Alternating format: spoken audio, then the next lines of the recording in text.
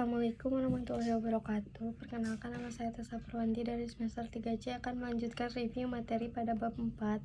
Langsung saja. Bab 4. Pengulangan tindak pidana atau residip.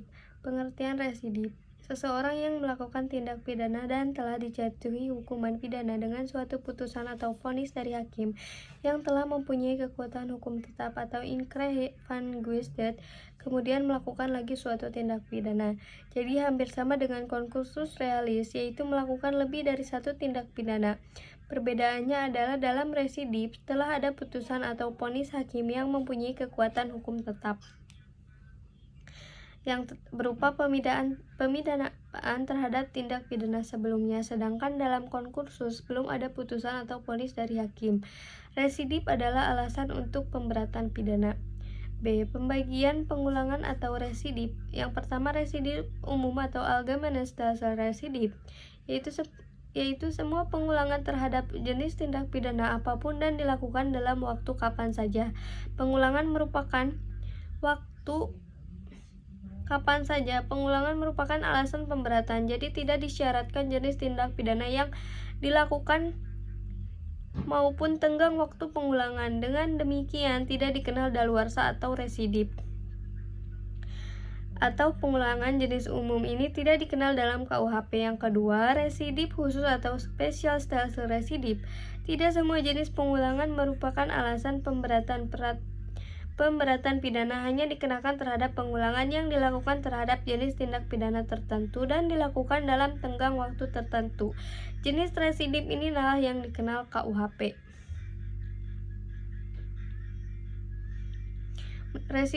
Residip menurut KUHP, pengulangan atau residip tidak diatur secara umum dalam buku 1 KUHP tentang ketentuan umum, tetapi secara khusus untuk tindak pidana tertentu diatur dalam buku 2 dan buku 3 KUHP.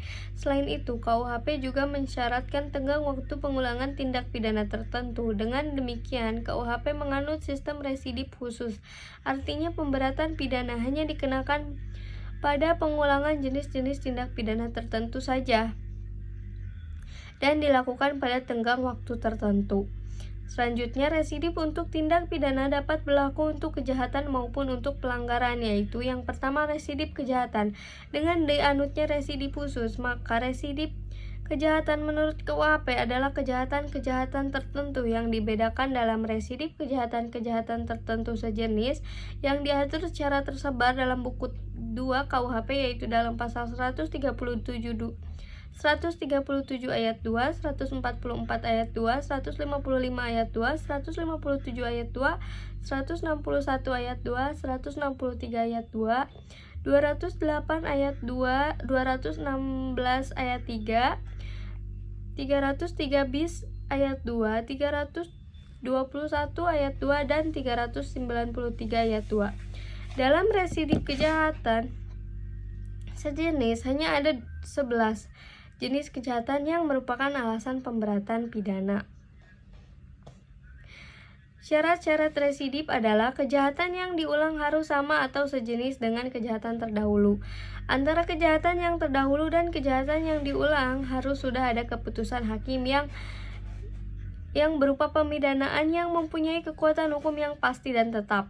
Pelaku kejahatan dalam menjalankan kejahatannya harus merupakan pencaharian khusus. Untuk pasal 216, 303 bis, dan 393 syarat itu tidak ada. Pengulangannya dilakukan dalam tenggang waktu tertentu yang disebutkan untuk pasal-pasal 2 tahun sejak adanya keputusan hakim yang pasti tetap. Pasal 130, 144, 208, 216, 303 BIS, dan 321 KUHP. 5 tahun sejak adanya keputusan hakim yang pasti atau tetap. Pasal 155, 157, 161, 163, dan 393 KUHP. Tidak mungkin ada residip apabila keputusan hakim tidak berupa pemidanaan, melainkan pembebasan dari segala tuntutan dan pelepasan dari segala tuntutan.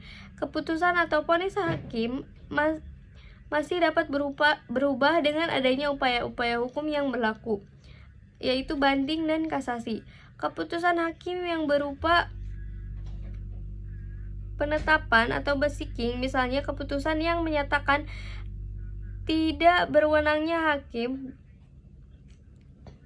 untuk memeriksa perkara tersebut.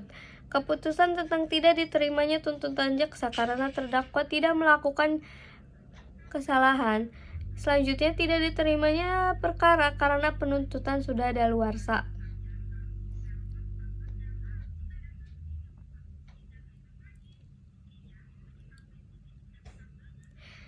Yang perlu diperhatikan adalah bahwa saat pengulangan dihitung sejak adanya putusan hakim yang berkekuatan tetap.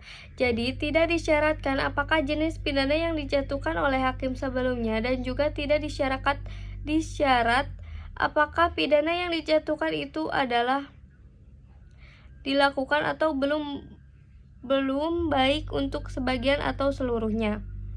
Dapat diberikan pidana tambahan berupa pelanggaran atau pencabutan hak untuk menjalankan mata pencahariannya. Yang kedua, pidananya dapat ditambah sepertiga khusus pasal 216. 3. Pidananya dapat ditambah dilipat 2 kali, yaitu khusus untuk pasal 393, yaitu dari 4 bulan 2 minggu menjadi 9 bulan penjara. B. Residip kejahatan-kejahatan tertentu yang termasuk kelompok jenis hanya diatur dalam 3 pasal, yaitu diatur dalam pasal 486, pasal 487, dan pasal 488 KUHP. Adapun syarat-syaratnya adalah yang pertama, kejahatan diulangi harus termasuk dalam satu kelompok jenis dengan kejahatan yang pertama. Kejahatan yang pertama. Kelompok jenis kejahatan termaksud adalah kelompok jenis kejahatan pasal 486 KUHP mengenai kejahatan terhadap harta benda dan pemalsuan, misalnya pemalsuan mata uang 244 sampai 248,